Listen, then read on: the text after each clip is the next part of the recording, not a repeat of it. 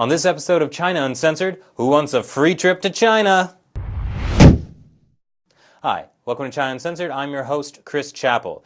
You know, I love our politicians working so hard, the late nights, the stress, the all-expense-paid trips to China, Wait, what?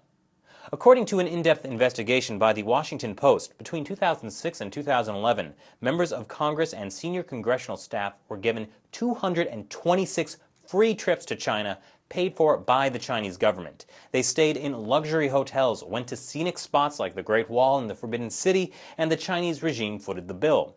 It's not a bribe. It's actually technically a legal loophole. You see, 5 years ago, Congress set strict rules forbidding lawmakers and their staff from going on most forms of free travel. But if it's for cultural exchange, then it's okay. But it's not a bribe. So let's have a quick breakdown for clarity. A foreign lobbyist buys a $3 cup of coffee for a congressional staffer.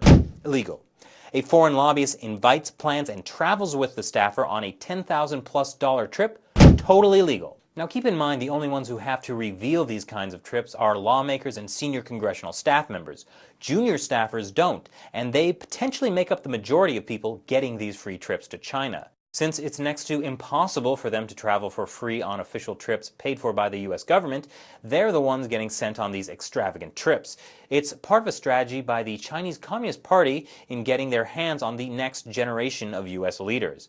I got that lovely piece of information from a Chinese defector who used to be an intelligence officer. The Chinese government plans to build a good relationship with them and exert some influence. Another reason is the CCP wants to find those who share the CCP's appetite or are easy to develop further relations with during the visit. The CCP will have further and closer contact with these officials at a convenient time. Now, it seems to me this could create a potentially, what's the word I'm looking for, horrendous conflict of interest. But hey, I'm not a lawyer. These guys are. You know, I've said before and I've said it again, beware Chinese leaders bearing gifts. Thanks for watching this episode of China Uncensored. Once again, I'm Chris Chappell. See you next time.